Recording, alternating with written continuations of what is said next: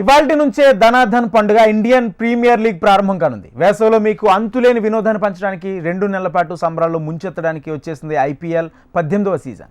కొన్ని కొత్త నిబంధనలు, కొందరు కొత్త కెప్టెన్లతో సరికొత్తగా సిద్ధమైంది.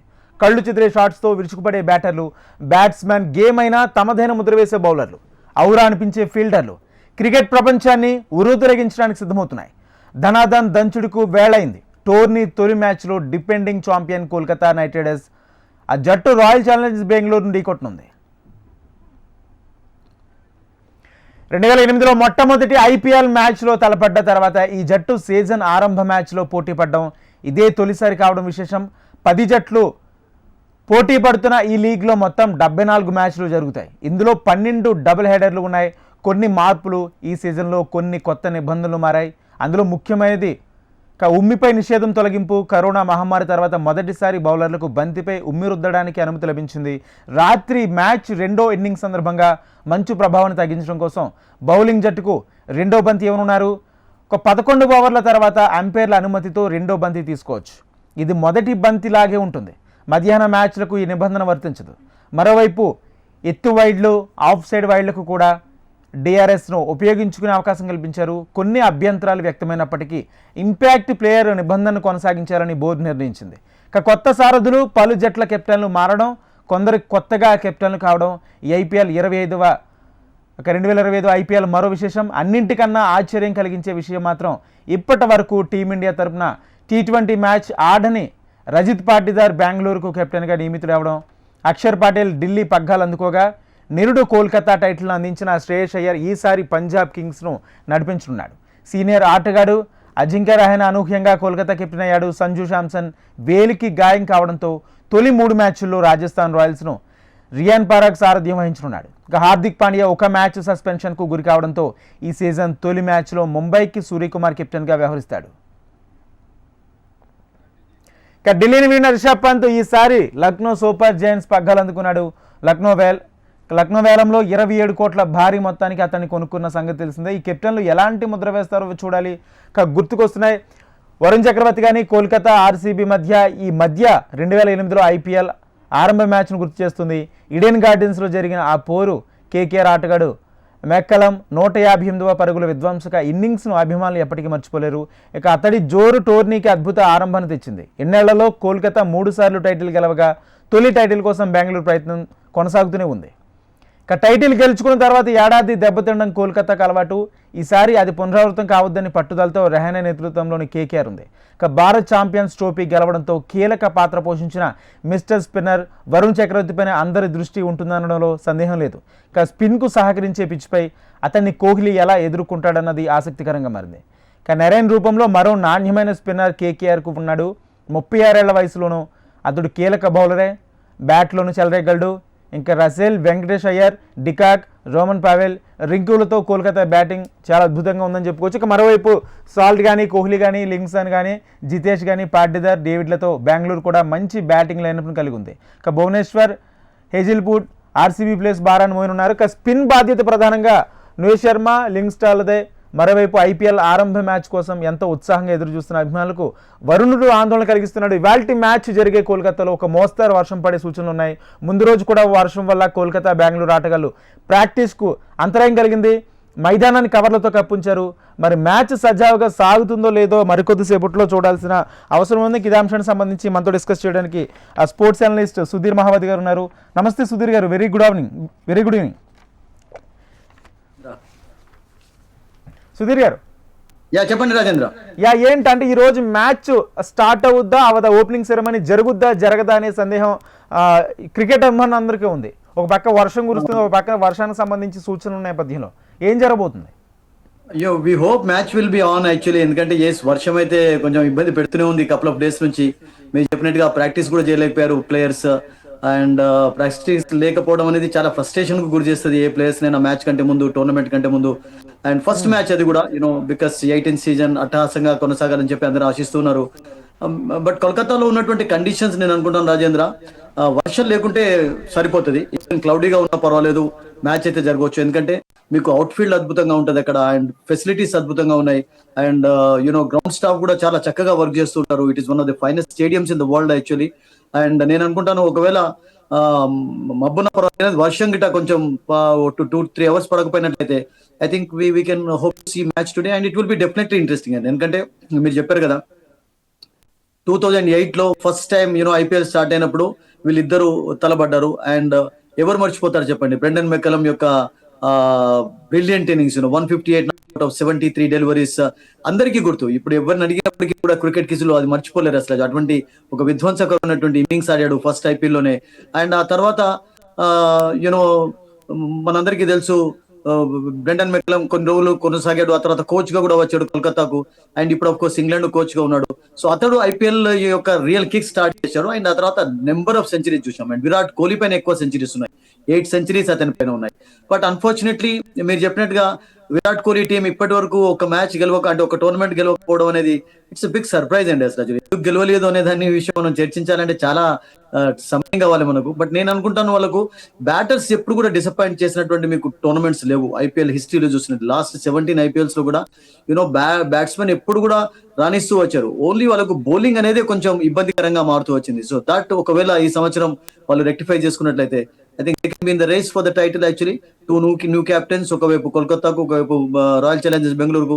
అబ్సల్యూట్లీ మీరు మ్యాచ్ గిట్ట కొనసాగినట్లయితే definitely going to see an exciting match today, no doubt about it. Yes, అంటే ఒకవేళ మ్యాచ్ ప్రారంభం అవ్వాలి మనం కోరుకుందాం. మ్యాచ్ ప్రారంభం అయితే ఇక్కడ ఎవరు టాస్ గెలిచే ఛాన్స్ కనిపిస్తుంది, ఎవరు ఫస్ట్ ఇన్నింగ్స్ ఆడే అవకాశం కనిపిస్తుంది? టాస్ ఎవరు గెలుస్తారో మనం చెప్పడం కదా సార్. టాస్ అనేది లక్ అండి. అండ్ ఆ లక్ అనేది కొత్త కెప్టెన్ అయితే కావాలి. కొత్త కెప్టెన్ ఎవరు అంటే ముఖ్యంగా రహానీకి అయితే ఇంటర్నేషనల్ ఎక్స్పీరియన్స్ ఉంది, డొమెస్టిక్ లో చాలా లీడ్ చేస్తూ వచ్చాడు. అండ్ పటిడర్ పైన చాలా చాలా హోప్స్ పెట్టుకున్నారు ఈ సంవత్సరం బెంగళూరు వాళ్ళు యాజ్ బ్యాటర్ గా, కెప్టెన్ గా. సో లక్ మీరు అన్నట్టుగా అబ్సల్యూట్లీ టాస్ అనేది చాలా కీలకంగా మారుతుంది. ముఖ్యంగా వర్షం పడ్డప్పుడు ఎక్కువగా ఏ టీమ్స్ అయినా కానీ బాగా వర్షం పడ్డప్పుడు బౌలింగ్ చూస్ చేసుకుంటారు. ఎందుకంటే అవుట్ ఫీల్డ్ కొంచెం స్లోగా ఉంటది, తర్వాత వెట్ కండిషన్స్ ఉంటాయి. సో దాంతో ఒకవేళ ఫర్ ఎగ్జాంపుల్ మళ్ళీ ఏమైనా రెయిన్ ఇంటరప్షన్ జరిగినట్లయితే చేజింగ్ అనేది కొంచెం బెటర్ అవుతుంది మీకు డక్వర్త్ లెవిస్ రూల్స్ ప్రకారం. సో దాన్ని దృష్టిలో ఉంచుకొని నేను అనుకుంటాను ఎవరైనా కానీ ఇటువంటి కండిషన్స్ లో చేజింగ్ ఇష్టపడతారు. బట్ బ్యాటింగ్ ఫస్ట్ చేసినప్పుడు ఒక మంచి టోటల్ చేసినట్లయితే you can put pressure on the opposition. But కలకత్తాలో ఎలా ఉంటాయంటే కండిషన్స్ ముఖ్యంగా అవుట్ ఫీల్డ్ అయితే చాలా ఫాస్ట్ ఉంటుంది, అందులో డౌటే లేదు రాజేంద్ర. బట్ అక్కడ మీకు టెంపరేచర్ అక్కడ 4-5 డిగ్రీ కొంచెం అదవుతూ ఉంటుంది నైట్ ప్రోగ్రెస్ అయినా కొద్ది. సో దాంతో బాల్ గ్రిప్ అనేది బౌలర్స్ సరిగ్గా రావట్లేకపోతారు. సో అందుకని చేజింగ్ ఎక్కువగా ఇష్టపడుతుంటారు. సో మేబీ ఈ రోజు మరింత వెట్ కండిషన్స్ ఉండడంతో బ్యాట్ టాస్ గెలిచినటువంటి captain he might wish to bowl first and chase. ఎందుకంటే ఒకవేళ మళ్ళీ ఇంటరప్షన్ అయిన తర్వాత ఒక టార్గెట్ చేజ్ చేయాలి అంటే they can calculate better setting కంటే. సో ఆ ఆప్షన్స్ ఉంటే కనుక సచ్ కండిషన్స్ లో ఎవరైనా కానీ చేజ్ చేయడమే కోరుకుంటుంటారు రాజేంద్ర. ఎస్, లాస్ట్ ఐపీఎల్కి ఇప్పుడు ఐపీఎల్కి కొన్ని కొత్త నిబంధనలు కూడా తీసుకొచ్చినట్టు బోర్డు తెలుపుతుంది. ఆ నిబంధనలు ఏమైనా డిస్కస్ చేసుకోవచ్చు? ఫస్ట్ ఆఫ్ ఆల్ చెప్పినట్టుగా అన్నిటికంటే ఇంపార్టెంట్ థింగ్ ఏంటంటే ఈ సలైవా అనేది అది క్రికెట్ లో ఒక ట్రెడిషన్, ఒక సాంప్రదాయం. ఏ బౌలర్ అయినా కానీ ముఖ్యంగా మీడియం పేసెస్ బాల్ యొక్క షైన్ ఉండడానికి అది గ్రిప్ సరిగ్గా లభిస్తుంటుంది. సో దాంతో ఏమవుతుందంటే సలైవా అప్లై చేసినట్లయితే న్యూ బాల్ బౌలర్స్ అయితే కొంచెం మూవ్ కూడా అవుతుంది. అండ్ బాల్ కొత్తదనం కోల్పోకుండా అలాగే ఉంటుంది అన్నట్టు, చెక్కు చెదురుకుండా ఉంటుంది అన్నట్టు. సో అందుకనే సలైవా ఎక్కువగా ఉపయోగిస్తుంటారు. ఎస్, అబ్సల్యూట్లీ కోవిడ్ కారణంగా కొన్ని రెస్ట్రిక్షన్స్ పెట్టాల్సి వచ్చింది. ఎందుకంటే వి ఆల్ నో దట్ ఎంత నష్టపోయినారో కోవిడ్ కారణంగా అని చెప్పి పబ్లిక్. సో దాంతో స్పోర్ట్ లో కూడా ప్రతి స్పోర్ట్ లో చాలా చాలా నిబంధనలు పెట్టాల్సి వచ్చింది. సో దాంట్లో సలైవా అనేది అప్లై చేయనీయలేదు. సో ఇప్పుడు మళ్ళీ షమీకి థ్యాంక్స్ చెప్తారా? ఎందుకంటే Shami was the one who took the initiative actually. ఎలానైతే విరాట్ కోహ్లీ ఫ్యామిలీస్ ఉండాలని కోరాడో, షమీ ఏమన్నాడంటే సలైవా రూల్ మళ్ళీ ఒకసారి తీసుకొస్తే బాగుంటుందని చెప్పి దాన్ని కపిల్ దేవ్ కూడా కొంతవరకు సపోర్ట్ చేశాడు కూడా. ఎందుకంటే సలైవా అనేది పేస్ బౌలర్స్ కు ముఖ్యంగా చాలా చాలా ఇంపార్టెంట్. బాల్ షైనింగ్ ఉన్నప్పుడు వాళ్ళకు బాల్ మూవ్ అవుతుంటుంది. ఎనీ ఫాస్ట్ బౌలర్ ఈ wants the ball to be new all the time actually. Shining ఉండాలని కోరుకుంటుంటారు. సో ఆ విషయంలో నేను అనుకుంటాను it's not a bad this thing actually. ఎందుకంటే ఇప్పుడు కోవిడ్ ప్రాబ్లం ఏమి ఇష్యూస్ లేవు కదా, అందరు కూడా హ్యాపీగా ఉన్నారు, ఆనందంగా ఉన్నారు everywhere in the world. So sports లో మెల్లమెల్లగా ఒక్కొక్క రెస్ట్రిక్షన్ తగ్గిస్తూ వచ్చారు. సో అది దృష్టిలో ఉంచుకొని నేను అనుకుంటాను ఈ డెసిషన్ తీసుకోవాల్సి వచ్చింది. And that might help the fast bowlers and that might help the ball shine కూడా ఉంచడానికి అవకాశం ఉంటుంది. న్యూ బాల్ విషయంలో కారణం ఏంటంటే ఇప్పుడు డ్యూ ప్రాబ్లం గా బాల్ చాలా ఓల్డ్ అయిపోయి ఏమవుతుందంటే ఆ గడ్డిలో పడి కొంచెం బాగా పచ్చగా తయారై దాని షేప్ అవుట్ అయిపోతుంది, తర్వాత కలర్ కూడా మారుతుంది. సో అందుకని కొన్ని బాల్ విషయంలో కూడా కొంచెం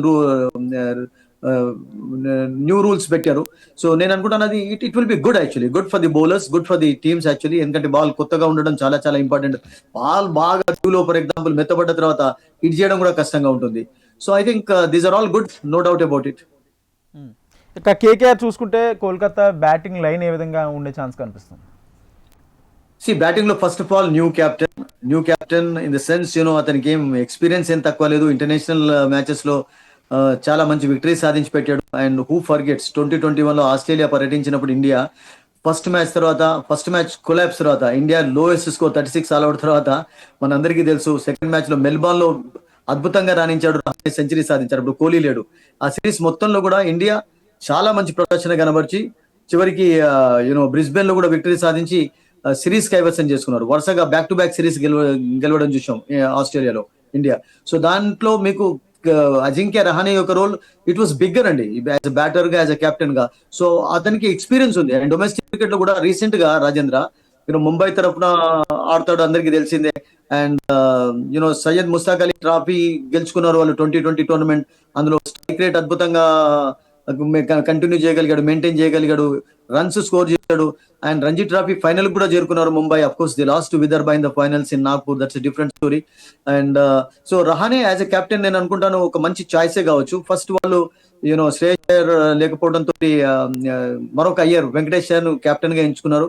బికాస్ అతనికి 23 పాయింట్ సమ్ డబ్బు పెట్టి కూడా కొనుక్కున్నారు. సో ఆ తర్వాత రహానే ఎప్పుడైతే అన్ఫోల్డ్ అయిపోయినాడో they needed one captain actually, they needed one leader. So అతడు రెడీగా ఉండడంతో అతను తీసుకున్నారు. తక్కువ డబ్బుకి 1.5 crores మాత్రమే స్పెండ్ చేశారు అతని పైన. ద లోయెస్ట్ అని చెప్పాలి ఆల్ కెప్టెన్స్ లో. అండ్ అతని ఎక్స్పీరియన్స్ నేను అనుకుంటాను ఉపయోగపడవచ్చు. కూల్ గా ఉంటాడు, కామ్ గా ఉంటాడు. And is played for different franchises also. Hyderabad లో కూడా కొన్ని రోజులు ఆడాడు, తర్వాత చెన్నైలో ఆడాడు, ముంబైకి ఆడాడు. సో చాలా ఫ్రాంచైజెస్ ఆడుతూ వచ్చాడు కనుక అతని యొక్క huge experience, tons of experience కోల్కతాకు చాలా ఉపయోగపడుతుందని మనం అనుకోవచ్చు. అండ్ బ్యాటింగ్ లో మీరు అన్నారు రహానేతో పాటు మీకు క్వింటన్ డికాక్ ఉండడం ఒక ప్లస్ పాయింట్ అండి. Quinton de Kock is free from all hassles no. అతని పైన ఏం ప్రెషర్ లేదు. సౌత్ ఆఫ్రికా కూడా బిగ్ ఫార్మాట్ టెస్ట్ లో ఆడటం లేదు.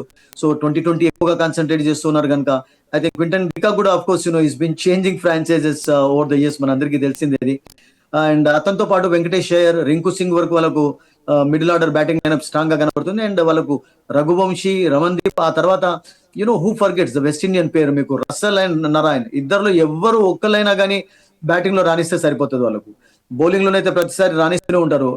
నారాయణ్ అయితే ఎవ్రీ సీజన్ లో ఈ expect wickets and is impressed everyone with his outstanding bowling performance. Of course they are ageing.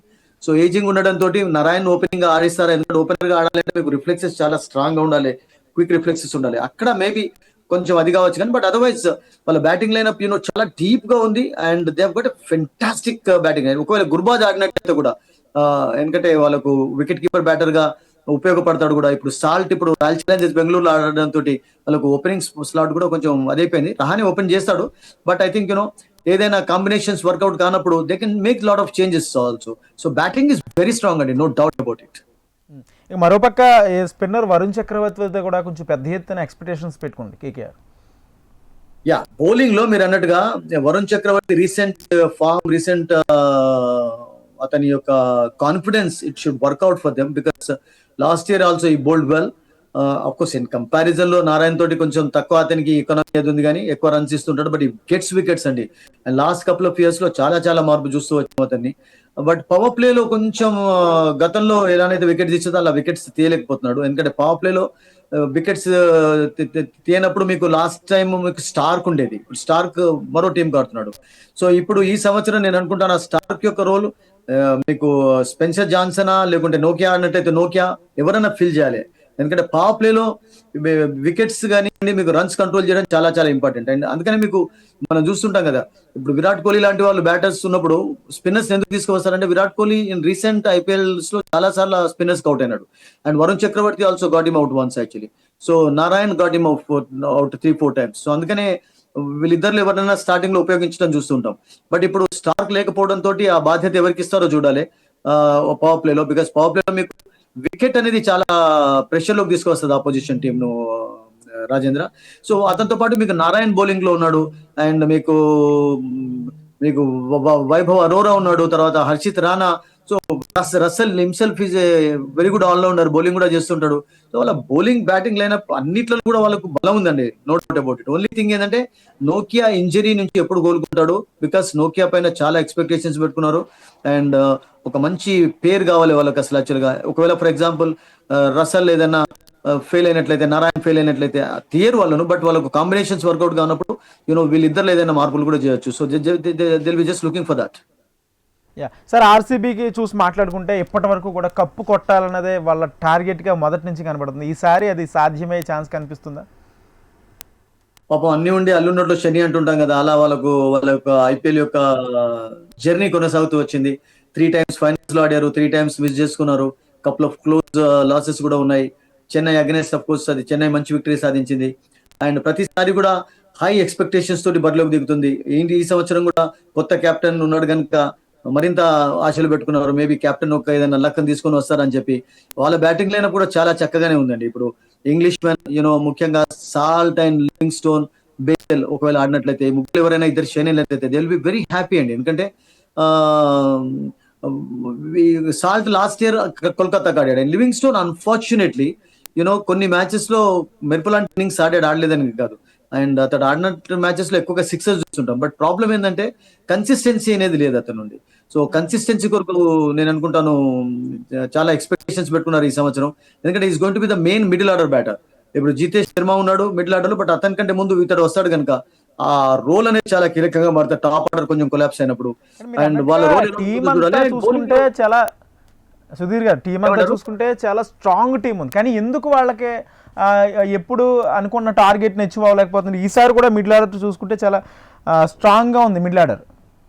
No doubt అండి, జితేష్ శర్మ, పడికల్, తర్వాత మీకు లివింగ్ స్టోన్, తర్వాత వీళ్ళందరూ కూడా చాలా మంచి బ్యాటర్. అండ్ లోవర్ ఆర్డర్ లో కూడా మీకు కృణాల్ పాండ్యా వరకు వాళ్ళకు బ్యాటింగ్ లైనప్ ఉంది, అందులో డౌటే లేదు.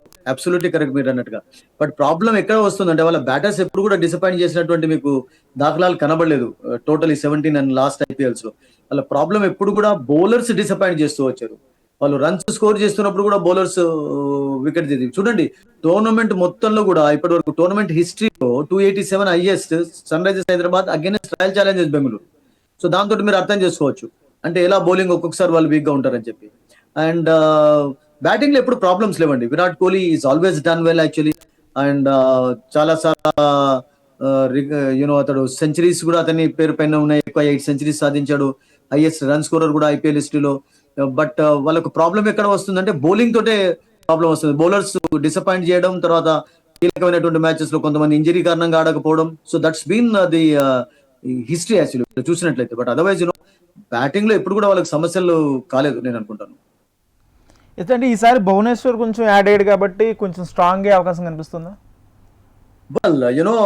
వాళ్ళకు రొమారియో షెఫర్డ్ రూపంలో ఒక వెస్ట్ ఇండియన్ ఆల్రౌండర్ కూడా ఉన్నాడు, అండ్ అతన్ని కూడా ఉపయోగించుకోవచ్చు. ప్లస్ అతడు కూడా ఒక మంచి ఆప్షన్ అవుతాడు వాళ్ళకు ఆల్రౌండర్స్ లో. అండ్ కృణాల్ పాండ్యా కూడా ఒక మంచి రోల్ ప్లే చేయాలి, ఎక్స్పీరియన్స్ ఉంది అతనికి.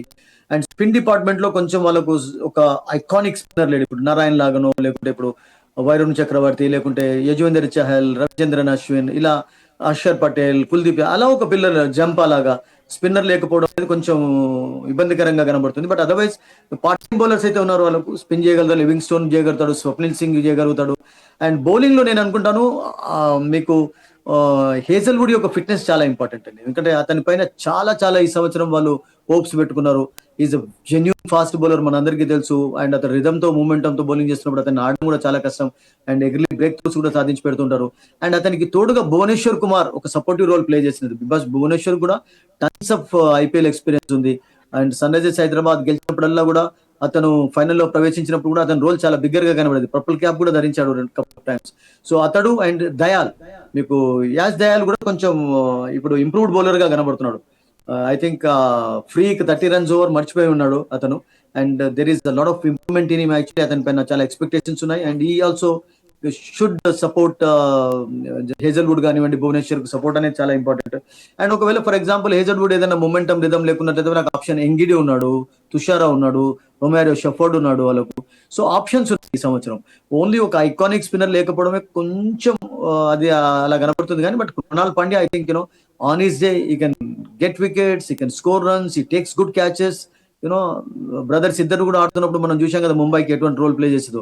I think is a very useful cricketer and is experience I think should come in handy this year for Royal Challengers.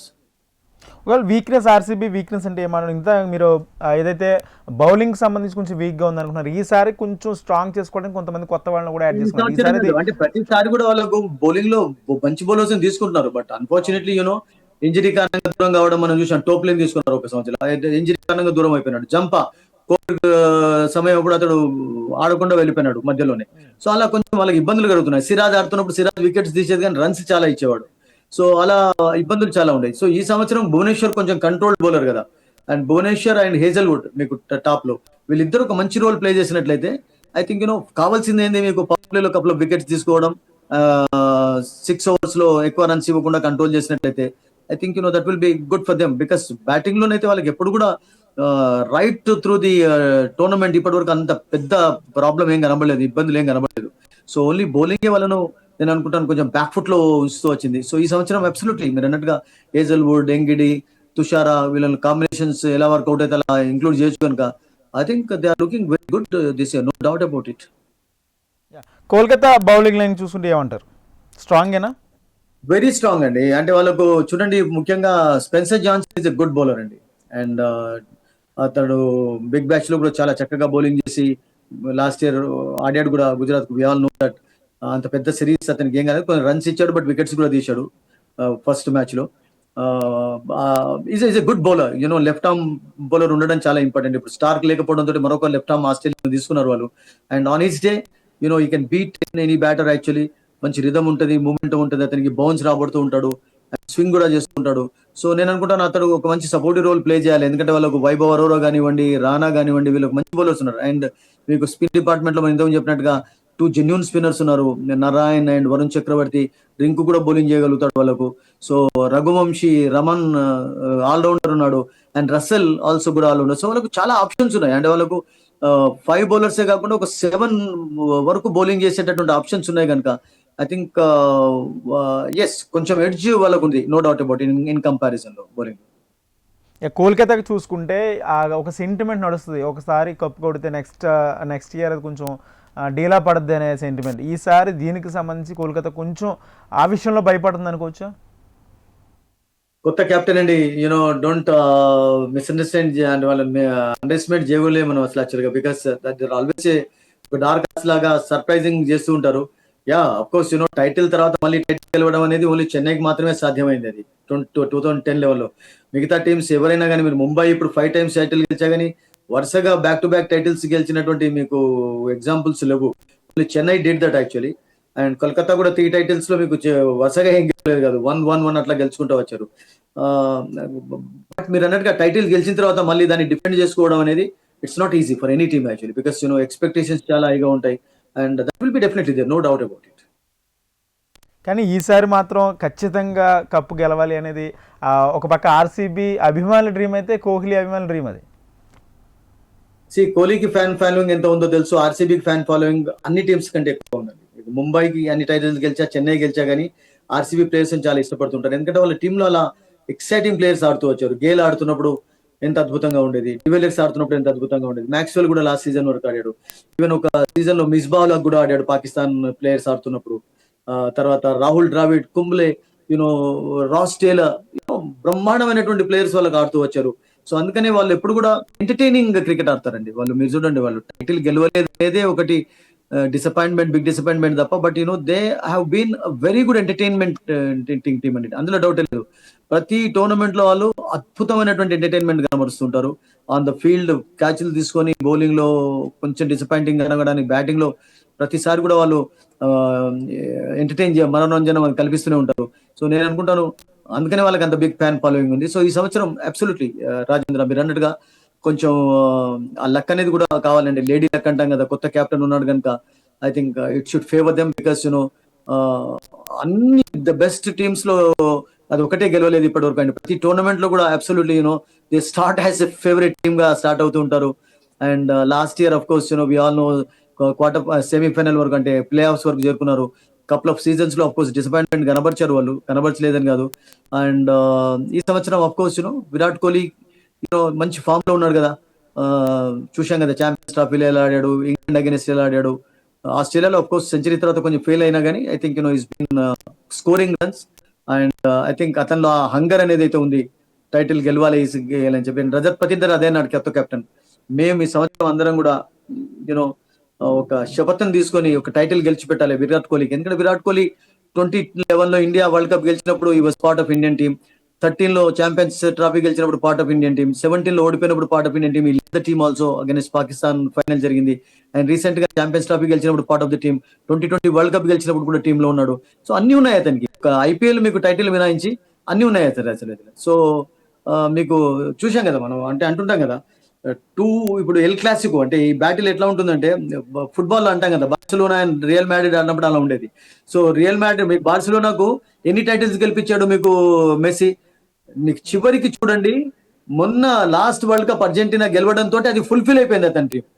లేకుంటే ఎంత డిసప్పాయింట్మెంట్ ఉండేది అసలు. ఒక బిగ్ ప్లేయర్, ఇప్పుడు అది పోర్చుగల్ చూడండి, రొనాల్డో కాదు ఇప్పటి వరకు లేదు, యూరో కప్ గెలిపించాడు. తర్వాత మిగతా ట్రాఫీస్ ఉన్నాయి అతనికి ఇంగ్లీష్ ప్రీమియర్ లీగ్స్ లో, బట్ అన్ఫార్చునేట్లీ వరల్డ్ కప్ లేదు. సో అలాగే విరాట్ కోహ్లీ కూడా ఒకటి నేనేమనుకుంటానంటే, అది ఒకటి జస్ట్ ఇక ఆ కోరిక అలా మిగిలిపోయింది ఇప్పటి వరకు. సో ఆ కోరిక ఈ సంవత్సరం నెరవేరాలని చెప్పి మనం అందరం కూడా కోరుకుందాం. Because certainly deserving team and is a deserving person also for that.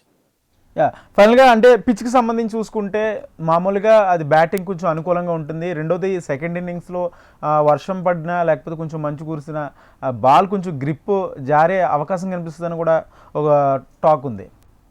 Absolutely అండి రాజేంద్ర, మీరు అన్నట్టుగా కొంచెం డ్యూ ప్రభావం ఉంటుంది కనుక I think that's the reason. Second time bowling చేయడం ఎవరు ఇష్టపడరు, ఫస్ట్ టైం బౌలింగ్ చేయడం ఇష్టపడతారు, చేజింగ్ ఎక్కువగా ఇష్టపడుతుంటారు ఇక్కడ. యా, మీరు పిచ్ విషయం అన్నారు, అవుట్ ఫీల్డ్ చాలా ఫాస్ట్ గా ఉంటుంది, కండిషన్స్ చాలా ఫాస్ట్ గా డ్రై అవుతాయి వర్షం పడ్డా కానీ. ప్రాబ్లం ఏంటంటే వర్షం పడకుండా ఉండాలి. అండ్ లాస్ట్ 4-5 సీజన్స్ లో 200+ రన్స్ స్కోర్స్ కూడా చాలా వచ్చాయి.